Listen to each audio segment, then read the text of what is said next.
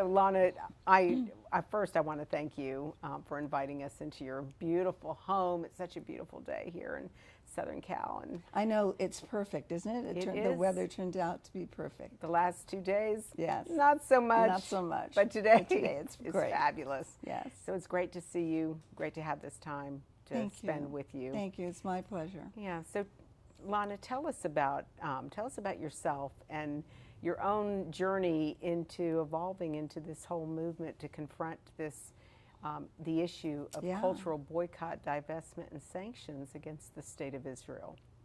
Well, this work combines the two great passions in my life, outside of my friends and family, and that is my love of Israel and my love of the entertainment field. I have spent my entire adult career in the entertainment world. I started off as an entertainment lawyer. I worked as a business affairs negotiator.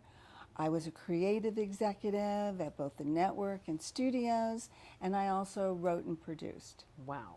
So I have a huge background in the arts. I feel it's incredibly important. I think they enrich life for all of us, and they're a great connector between people and places.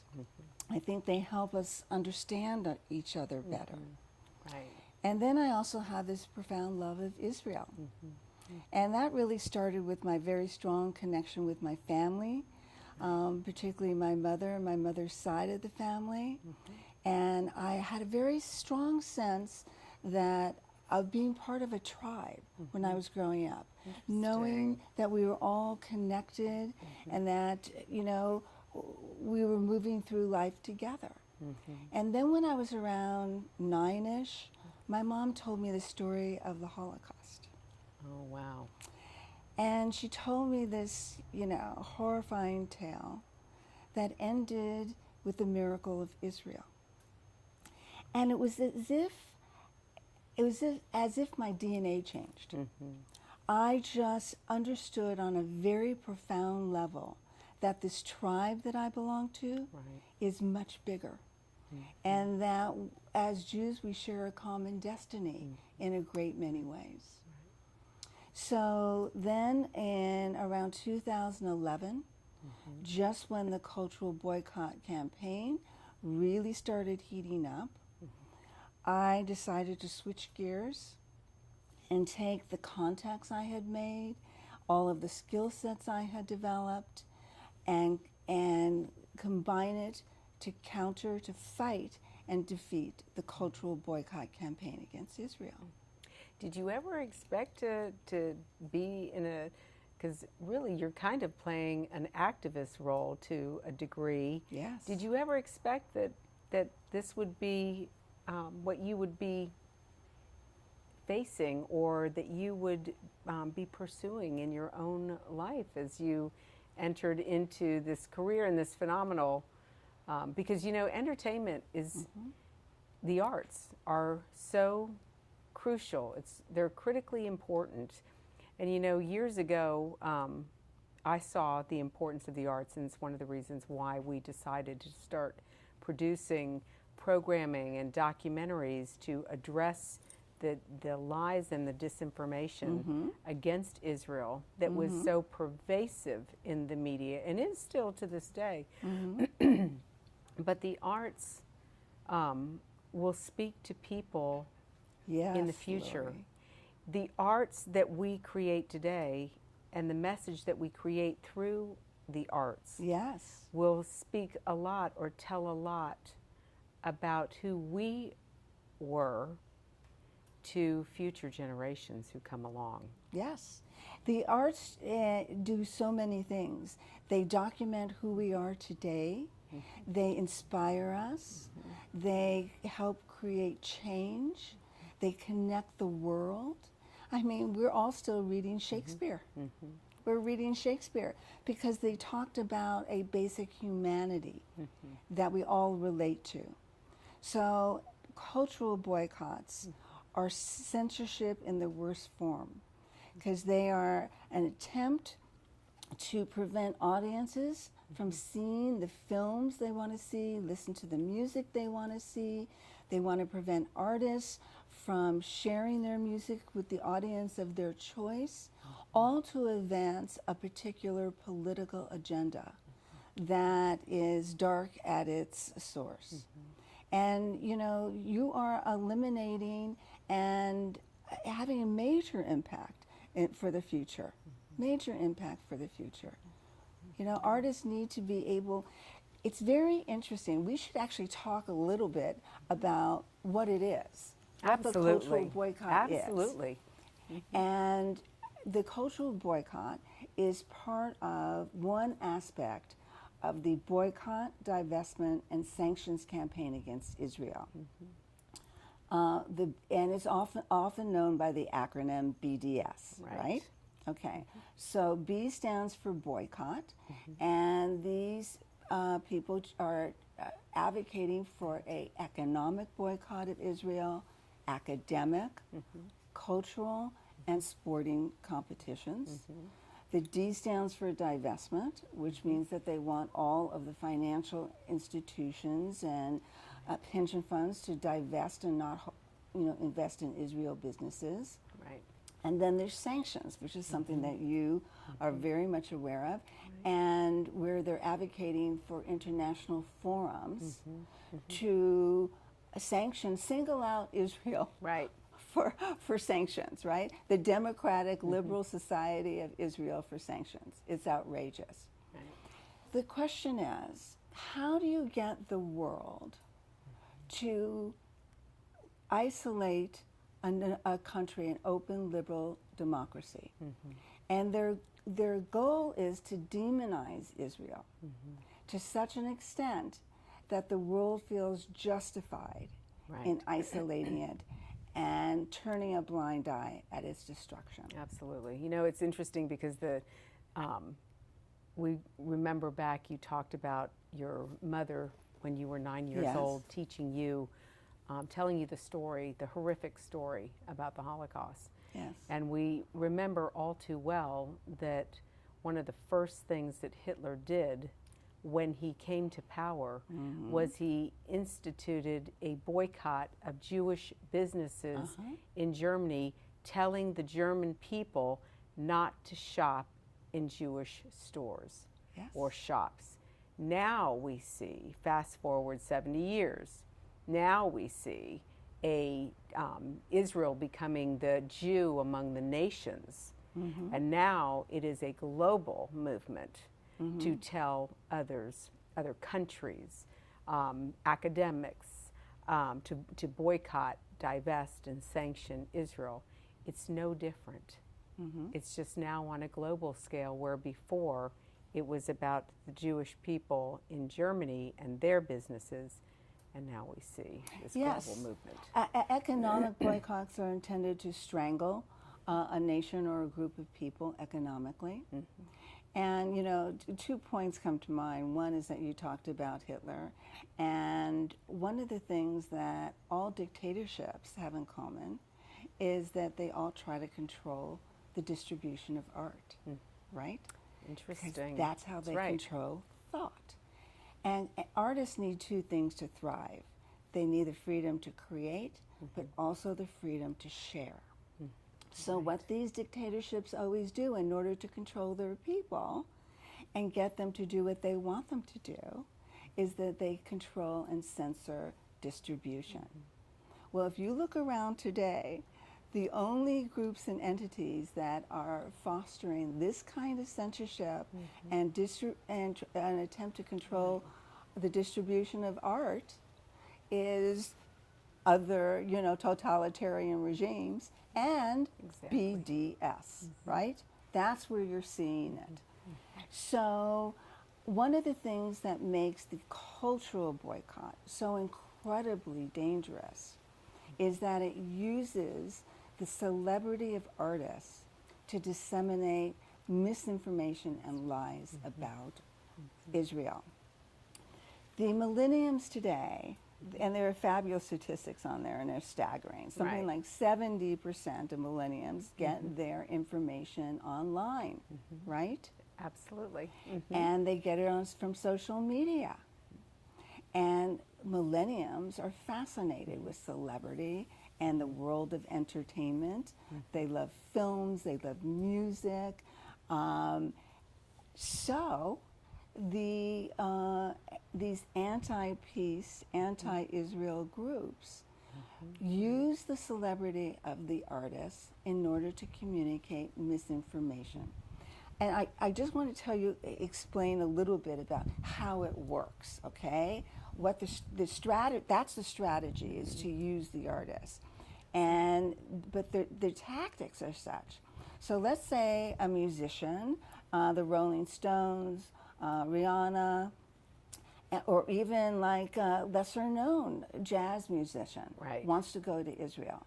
And by the way, it's very important to note that hundreds of musicians and artists go to Israel every single year to share their art with their Israeli fans. Isn't that something? So when they decide to book a concert and the news gets out, and the news has to get out because you're advertising. Correct. You've got to use media to promote. You have to use media to do that. Promotion, right. What they'll do is they'll launch a multifaceted campaign urging that particular artist to cancel their upcoming performance.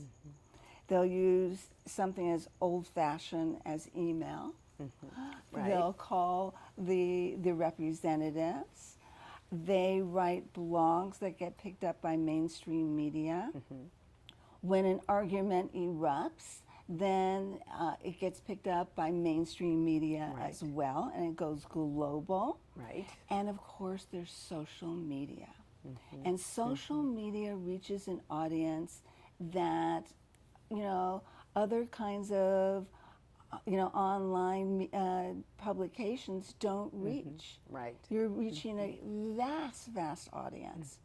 So the way they do it, they issue the call, and the tactic is they accuse Israel of horrendous crimes against humanity, which are completely false.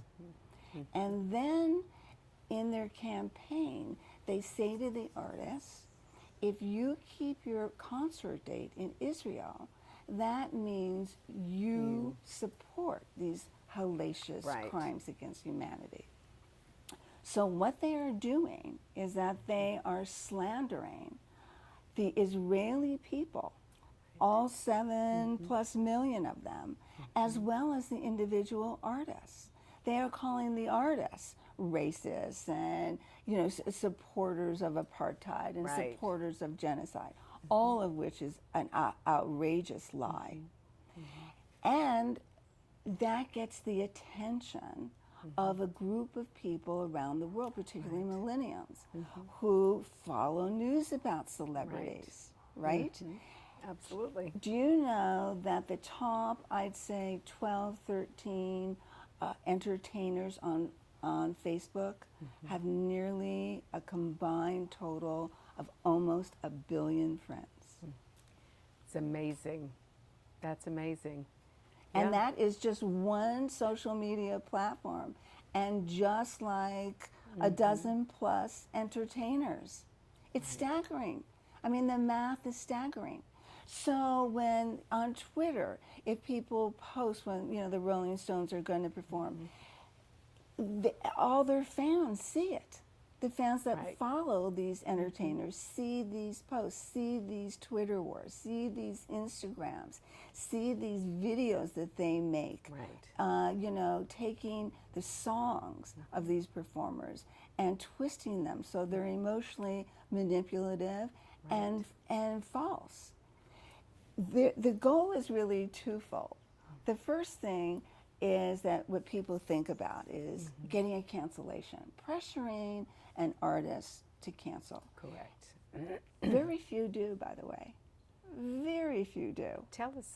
Give us some scenarios that you've seen, that you've been involved in, where these artists have actually been targeted viciously, I might add, and where some bowed to the pressure, but others chose to say, no, I'm doing this.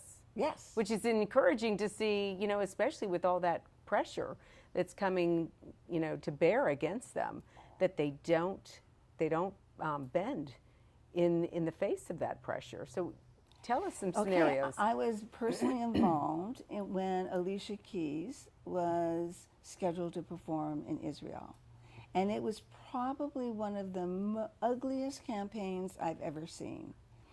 It made the news all the time. Alice Walker issued an open, who's the author of The Color Purple, Right. issued an open letter asking her soul sister not to perform in apartheid Israel, which of course it is not apartheid. That's a complete falsehood. And all of her representatives were bombarded. They took a petition and they marched up to the charity that she supports, which saves the lives of children. Right. And they made a big to-do and got coverage about presenting that.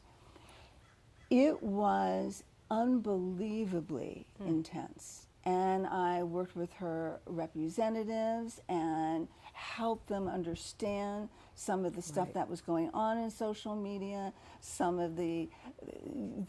lot of it was being orchestrated and wasn't, original, authentic yes. in any way. And ultimately, she issued a wonderful statement to the New York Times, focusing on the universality of music and its ability to create peace. Another person where I worked very, very closely with was Scarlett Johansson's publicist. Scarlett Johansson was the representative of SodaStream. Right. And SodaStream, which is an environmentally friendly company, it creates carbonated drinks that you have at home, so you're not using plastic bottles. Right. They have a wonderful, wonderful business. They had one of their factories was in the West Bank. They provided all of their Arab employees. Now this is SodaStream is an Israeli-owned company. Yes. In what we would call Judea, Samaria, or what the world calls the West Bank. Exactly. Okay. Exactly. Thank you for that. And this isn't their only factory. They had other factories throughout Israel. So at the same time, she was the ambassador for Oxfam. And it got an Oxfam International, there's a lot of different Oxfams, right? Got basically threw her under the bus. Oh no. Very, very publicly. They made, threatened to withdraw her ambassadorship. It was a nightmare. So I was up to 1 o'clock in the morning talking to the publicist, providing him with information, finding out how she felt, where she was with this. She's a remarkable woman, by the way, very strong-willed, very determined. And she took the bull by the horns, and basically she divorced Oxfam. She said, "You don't get to fire me, I quit." Good for her, right? And then she made a wonderful statement about SodaStream, and she kept her her sponsorship of it, and it aired on Super Bowl. So the publicity around it was through the roof. Well, let's be, just for the audience to understand, this warehouse, this plant, factory was in an area that was providing jobs for Arabs. Talk a little bit about that. Great jobs for Arabs. They were integrated in all levels of the company, from the highest level management. Right. They were the best paid people in the neighborhood. They had plentiful jobs. Transportation was provided for them. It was kind of like the exact role model of what the world claims it wants to see. Arabs and Jews working side by side in friendship and working together to create this environmentally, wonderful product. And yet it didn't matter.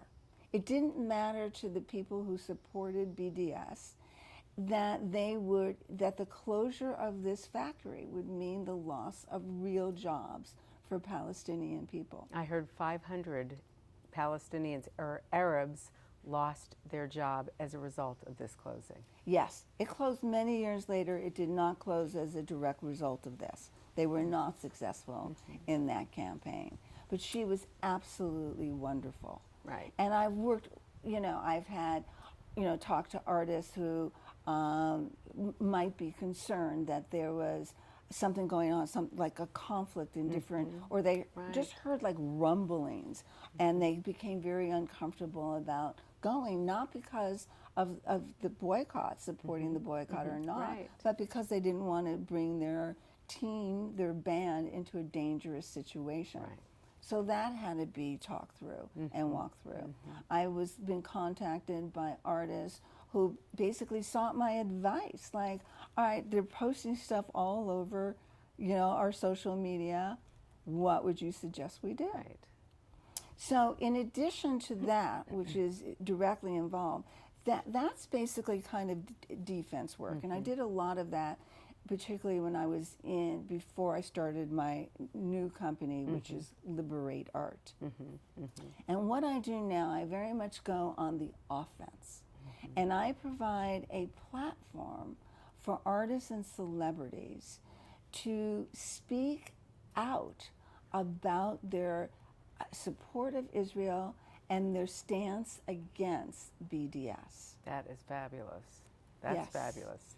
So is this a new angle to Liberate Art, or have you Yes. been doing this from the very beginning? Because I know you've been heavily involved in helping artists when they are bombarded and they're confronted with this BDS, but now you're taking more of an active role ahead of it, ahead of the Yes. game. Well, it's basically more offense. It is, if we have to be very careful not to allow the BDS activists or agitators, anti-peace activists, Absolutely. to control the narrative. And as long as they are throwing slanderous lies at Israel, and we limit our response to correcting that misinformation, they are controlling the narrative. So part of what I do is I change the conversation and invite people to examine the morality and ethics and the impact on them personally of the BDS tactics. I call them censors, which they are. I call them thought police. I call them segregationalists. Right. Because they want to segregate Israel from the rest of the world. And they discourage collaboration between, actively discourage collaboration between Palestinian musicians and Israeli musicians. Do you know, I have been doing this now since 2011. Right. And I've got to tell you, I had one of my newsletters went out, and I got a reply from a New York musician. He said, you refer to them as anti-peace activists. Are you being authentic about that? And I wrote back, yes, I am. Because in all the many years that I've been doing this, which is since 2011, I have never seen any attempt by any of these groups to foster peace or understanding. All of their messaging is about demonizing Israel. Everything that they hope to accomplish is stirring up conflict and argument and hatred. They've never asked a musician to, go to Ramallah, help create a band composed of residents of, the West Bank and Israel proper. They're never trying to bridge conflict through music and entertainment. They never do that. I've never seen it. All they do is hurl stones, and there's no attempt to educate. It's only an attempt to intimidate. Absolutely. And there are lots of musicians and artists of all kinds who find this repugnant, and they need a platform to speak out. So one of the most recent success stories for Liberate Art is that we created and put together the first ever celebrity anti-BDS panel. Please discuss a little further what the security needs or ongoing threats are to artists who do perform in Israel, ignoring the boycott threats. And I'm not specifically talking of the highest echelon performers. They have their security staffs with them and afterwards. Well, I don't include myself in the upper so echelon. please. I'm very pleased. But I will say that I'm very pleased that I'm going to Israel first and then to Holland. So, you know. I wonder. I don't know. Well, we've never had any public demonstration or anything like that in the course of our business, but I can speak to that. you described some earlier, right? So. In fact, most of the intimidation, almost all of the intimidation, occurs before the artist gets to Israel. And yes, you're correct that artists who can afford and require large security anywhere in the world also hire their own in Israel. Israel is actually, in that measure, a relatively safe place. And we've all seen, you know, violence at concerts in Manchester and other places in the world. So most of the time when they bow or they get scared, it's beforehand, and it's because of the vitriol and the venom in which the conversation happens, particularly on social media, but also in petitions and emails. And it creates fear in the artists, and they actually worry about their physical safety, but no one's ever been harmed when they were there, thankfully. We're going there next weekend, so if it's going to happen, it's going to happen pretty soon. But no, I'm not fearful of that, I have to say.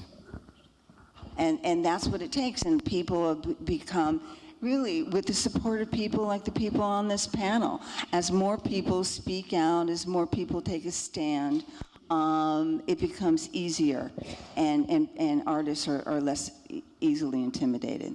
It was fantastic. We had major icons from feature films, David Zucker, who is a famous writer, producer, director. He did all of the Airplane series and Naked Gun series. We had Alan Parsons, who was personally attacked by Roger Waters for going personally and publicly attacked by Roger Waters for keeping his date in Israel. I think it's important to recognize that this boycott, so-called boycott, is a campaign. It's not actually a boycott. It's just an appeal to by these politically minded entertainers to boycott visits to Israel. I staunchly reject that and will be coming. We had an actor, a very well-established actor, Mark Pellegrino, come.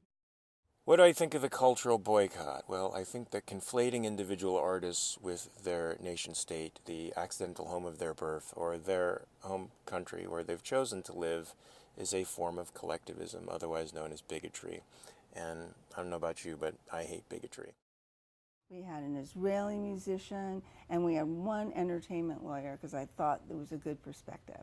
But it was really a platform for them to speak out. I have videotaped artists making statements. And one of the ways that's so important for Liberate Art to grow is to get the funding and support to make more of these videos of more and more popular artists going on camera and answering these questions straight on, expressing their feelings. Because when you put something on tape, it lasts forever, and it can be really used by a variety of people Absolutely. to, call out the lies. That's right. Well, let's talk about your nemesis.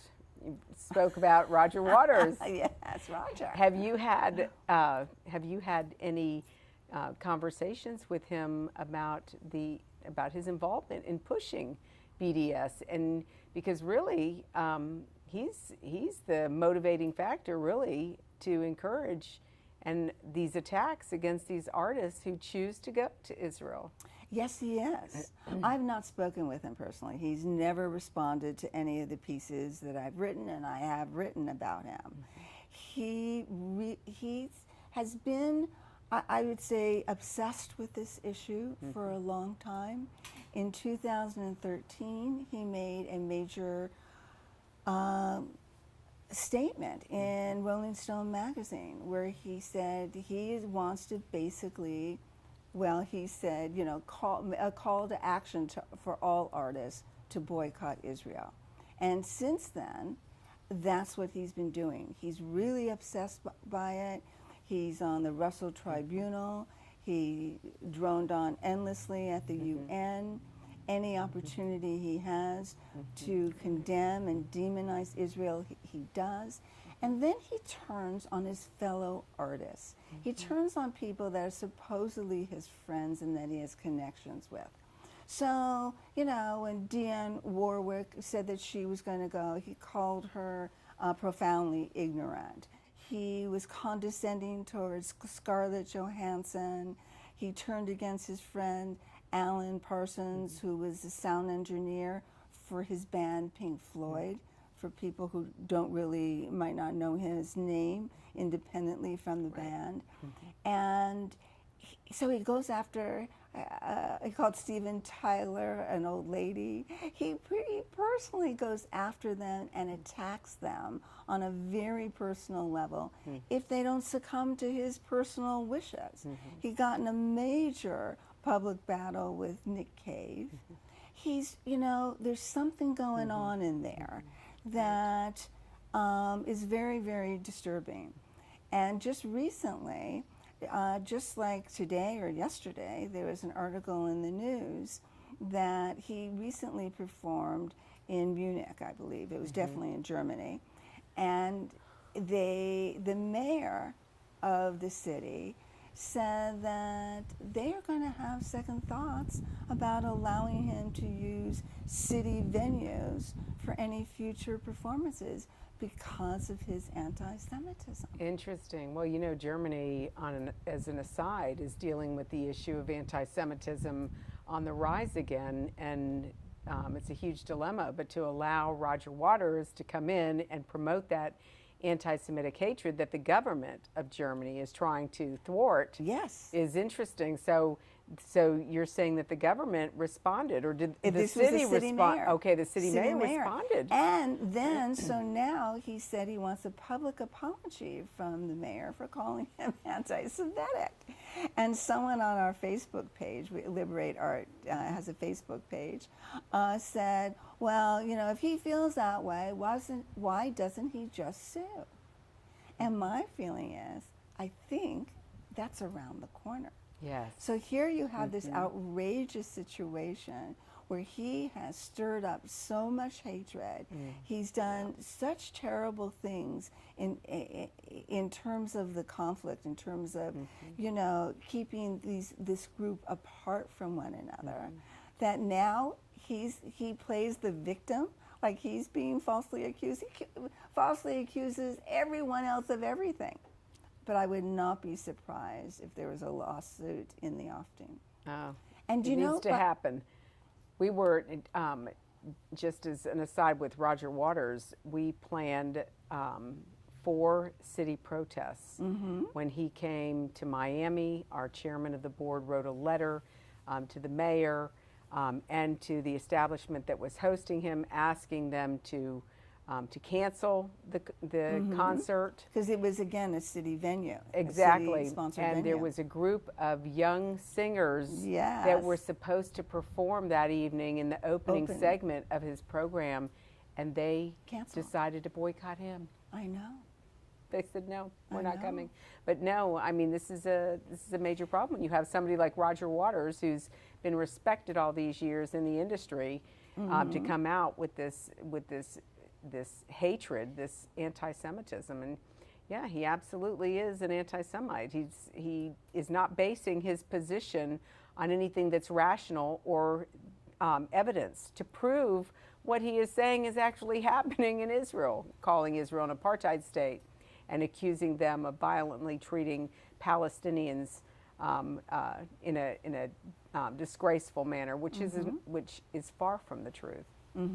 So that's interesting. What about Natalie Portman? And you may not want to talk about this, but I know it wasn't on your list, but I look at Gal Gadot and look at the stand that she's taken, and she's got so much recognition, and people just love her. They adore her. And then we have Natalie Portman. What about, were you involved in trying to reach out to her? You know, the damage was done. She made a terrible mistake. And her politics are well established. She knew that, just for our audience, she was to receive an award that was given to Israel by Israel every year, that honors Jews who represent Jewish values and have achieved much personal success. And she was, the organizers contacted her, told her they'd like her to be the recipient, and she accepted. Right. And one of the prizes is that they give you $1 million, which actually ended up being $2 million, in which you can give to any charitable cause that you choose. So she knew that Netanyahu would be there, or that it was part that the Israeli government had a presence. So if her politics made it very difficult for her to go there, because she has been a very outspoken critic of Netanyahu. Right. And she's entitled to be. You know, we enjoy great freedom in this country, and they do as well in Israel. Right. So everybody, including artists, are allowed to express their opinions. But so perhaps she should not have said yes. But once she said yes, she should not have said no. Now, was she pressured by an outside group, or you believe this was strictly because of her politics? Well, they were not very public. It didn't make the same, if they did, it was more behind the scenes. And, you know, she's, again, very identified with a particular political position. And I'm sure she was getting a lot of internal pressure. And then, of course, as we would have gotten closer, the pressure would have been very, very public. And it would have been enormously, a lot of news. It would have been a lot of news. So I think she made a terrible mistake. She's been, you know, made it over and over again. She says she does not support BDS. She does not want to boycott Israel. But, you know, her But she actions, boycotted the event because the prime minister was going to be there. She wasn't adult enough to handle being in the same room with someone she may disagree with politically for the betterment of the cause. Right. Which is unfortunate, and it's quite telling about her own character. Well, you know, I think she's very regretful of the whole affair. I feel badly that she wasn't better advised, that there weren't more people looking out for her and helping her to think further down the line. And she has been quite adamant that she does not support BDS. And I think she's going to make great effort to support Israel in various ways. And, you know, perhaps, you know, we can approach her to actually help use the arts to broker peace between the two groups and open. Because, you know, when artists work together, whether it's a production of a movie that they're making, or they're a band, they're making music together, they get connected in a very profound way. It really creates very, very deep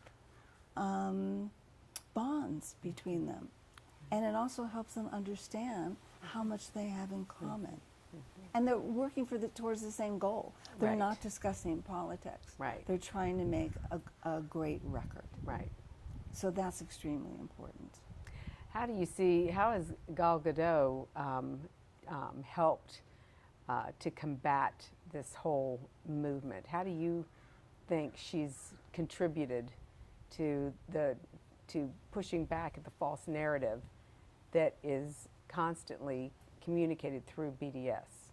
Well, you know, she's not that political, but she is very proud of being an Israeli, and she's very proud of being a Jew.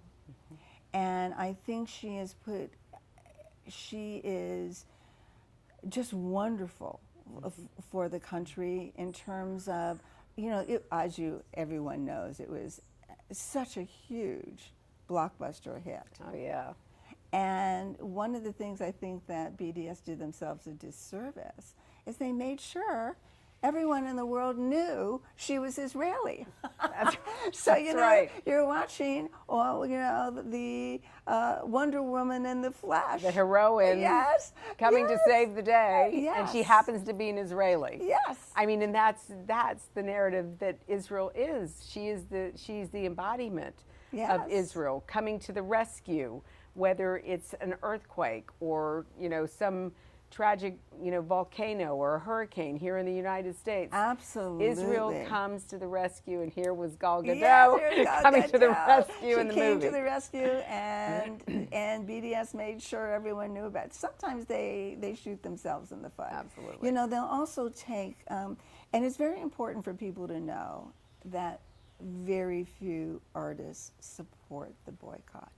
This is an appeal. That's an important point. Yes. People need to Very know. few. Because what makes the news is, number one, all the calls for a boycott, which are filled with lies and propaganda, and the once in a while capitulation. And any time that, you know, a group cancels for any reason, whether it's a scheduling problem or whether it was never actually confirmed, they like to take credit for it. Which, you know, so they want to have the appearance that they are winning. Right. When it comes to the actual boycott, they are not winning. They are not being supported. Right. Where they are successful is in disseminating misinformation and poisoning minds.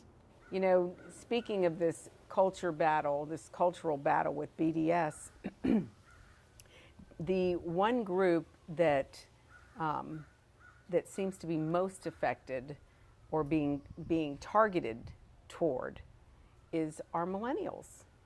We see a rise of anti-Semitism. I'm sure you saw the ADL report in 2017. We saw a 67% increase in anti-Semitic incidents. However, there was a poll done by Pew Research, I believe it was, where they stated that 70% of Americans support Israel. But we've got this almost 70% increase in anti-Semitic incidents in 1 year in the United States. Yes. And they're saying, excuse me, that the group that they're seeing the rise in is our children on college campuses, these anti-Semitic incidents, the Israel apartheid events that are happening on college campuses. How does what you're doing, the work you're doing at Liberate Art, how does that affect, why is the work that you're doing so important to this important demographic? Well, first of all, one of the major points you made is that the rise of blatant anti-Semitism on the college campuses. And I think that belies the claim that BDS makes that it's a non-violent movement, because what it does is that it drums up hate, and hate leads to violent actions. In addition to that, by the way, there's in Torah, our rabbis teach us that slander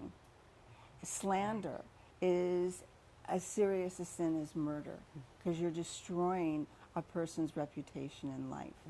And that's what BDS does to the artists and to the Israelis. So on college campuses, the reason why this has become so horrible is that they are getting hit from all directions. They are getting anti-Israel curriculum in their classes. They hear about it when they walk around on the college, main square, and they get it on social media. And now it's like one more time. It's a echo chamber. They're hearing it from all directions, and they are associating Israel falsely with charges of apartheid and genocide. And the genocide one just absolutely makes me crazy, because the thing about genocide, the tragedy of genocide, is that a population decreases. After a genocide, you don't have as many people, and the Palestinian presence in the region has grown exponentially and has since the refounding of the State of Israel.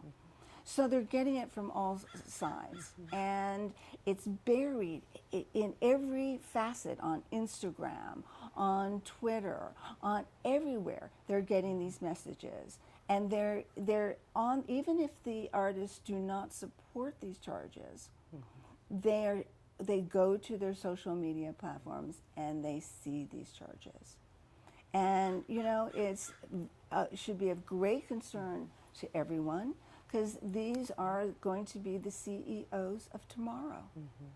Absolutely. And they are really getting all the worst kinds of information. So, everyone should be caring about this. You should care about this because it's an attack on Israel. It's an attack on art and artists. It's an attack on our personal freedom to choose what we want in terms of our entertainment. Right. And it's also, it diminishes peace, because, you can't build peace with boycotts.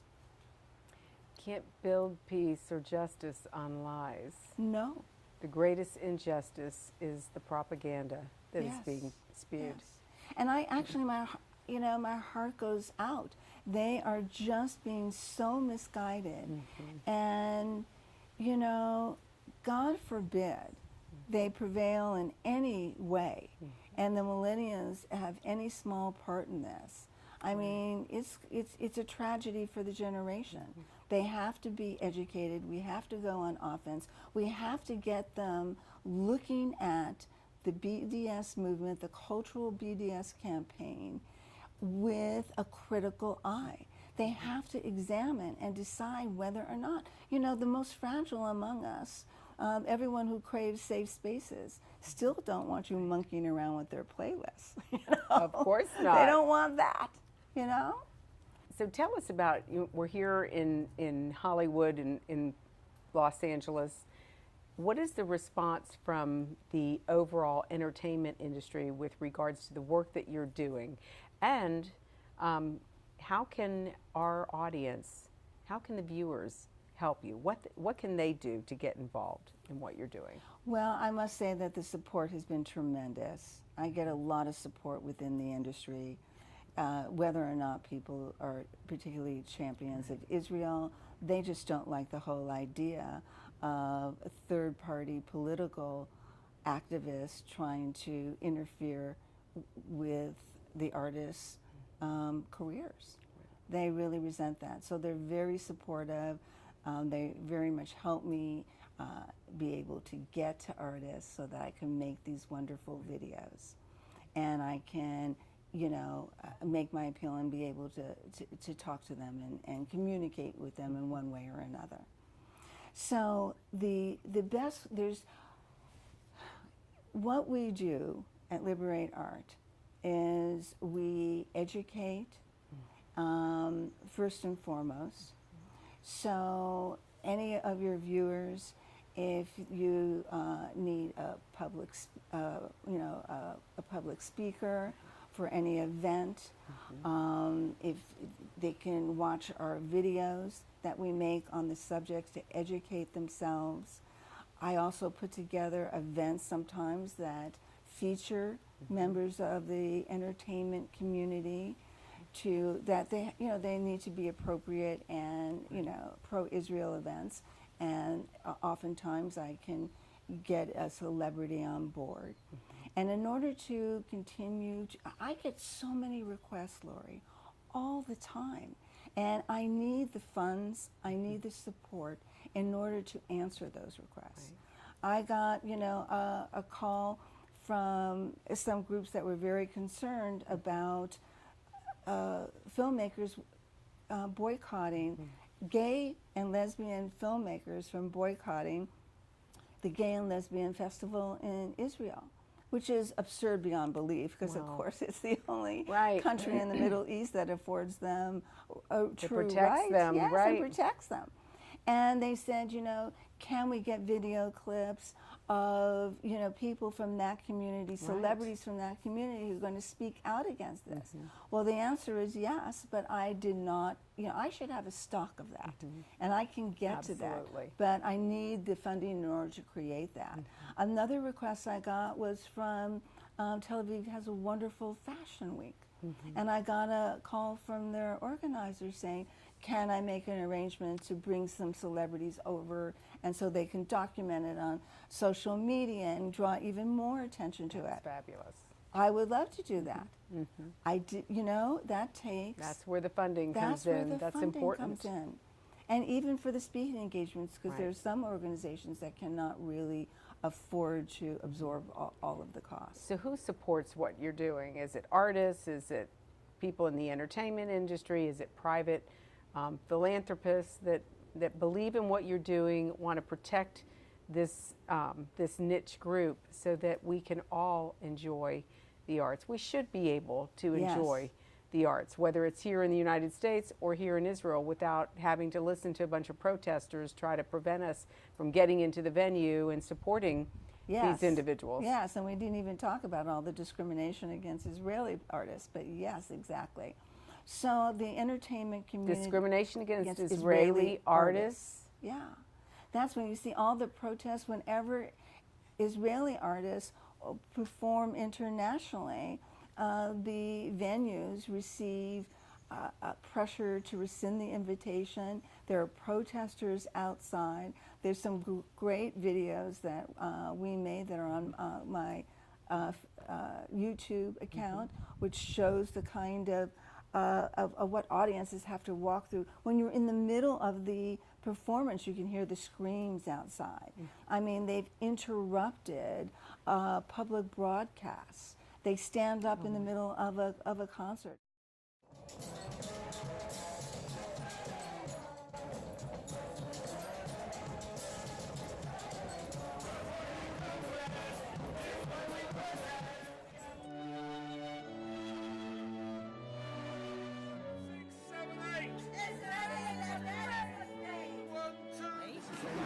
To report that there's a hate crime, and that is their right. In South Africa, there was one performance by an Israeli musician, and they stood up and said, "Kill the Jews." Oh my gosh. Yeah, it's really horrible. We didn't even get into that. Oh my gosh. So do you help also Israeli artists that are going international to help protect their rights in these venues as well? Is that something that Liberate Art? Yes, the best way to do that, I think, is to so the answer is yes, and I have worked with them, and I have worked with groups, and I have supported that. But that's a huge canvas, and that I find that the best way to do this is to educate people with talk radio interviews, television interviews, educational seminars, speaking to community groups, religious groups, any kind of group, to educate them so we have a larger base, so people know what the facts are and the best, most effective way to counter it. And then, of course, I would like to get more and more celebrities on camera making statements and discussing their feelings. Absolutely. So, there's a lot of confusion surrounding the BDS, or the Boycott, Divestment, and Sanctions movement, especially among the young people. Yes. They don't quite understand what it is and what it isn't. Explain. Well, you're absolutely right. And in fact, not just among young people, but absolutely about young people. So here's something the way I like to make it very clear. I like to talk about what it is and what it is not. The cultural boycott campaign against Israel is not a peace movement. It is a political movement. It's not about reconciliation. In fact, it stirs up conflict. It is not about cultural exchange. It's about censorship and thought control. And it's not about educating. It's about intimidating. And it's not an artist or really even a Palestinian-based campaign. It's much more European and UK in terms of its foundation. And it is absolutely not pro-Palestinian. It is anti-Israel. That's very good. That hits the nail on the head. Yes. And clarifies, because it is a confusing topic that a lot of people are not aware of. So, Lana, I've so enjoyed this interview with you. Thank you. It's Me been very too. enlightening, and it's been inspiring and encouraging as well. But there's a lot of work to do. Yes. How can our viewers get involved? What can they do to help support what you're doing? Because this really is an attack on freedom. Yes. It's an attack on art, Israel, freedom for us all to choose what we want, and it's an attack on peace. And everyone of conscience, as you like to say, which I think is an apt expression, should be concerned. And the time is now. It's really extremely, extremely urgent. So what your viewers can do to help fight back is, one of the primary things we do at Liberate Art is we educate. We educate through seminars, speaking engagements, videos, television interviews, radio interviews. So they can go to my website and contact me there to arrange a speaking engagement or arrange an event. And they can also help sponsor these platforms that I create for celebrities to speak the truth and to speak out against BDS and for Israel.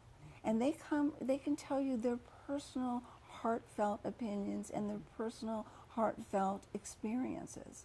And I think that will be very, very powerful, and it will really cut the legs out from the BDS activity, for especially with millennials and on social media.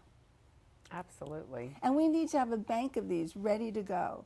So when crisis comes up, we can draw from them, and people who are unaware of what the true voice and what most artists really believe can find out and learn. Well, there's truly a vacuum in the media, and we Yes. have to flood the media market with truth. Because as I Yes. said earlier, the greatest justice is to communicate that truth. But the greatest injustice is to allow the lies to continue unchallenged.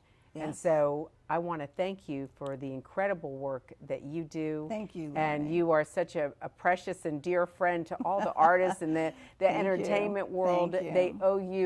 They owe you many, many blessings for the work Thank that you're you doing. so So we much. want to congratulate you, and Thank we you. look forward to working together. Yes. If there's anything that we can do to help what you're doing, we believe in what you're doing, and yes, we want to stop BDS. The only way to do it is get the truth out there, and you're doing a fabulous job. God bless you. Thank you so much, much. Lori. It was a pleasure.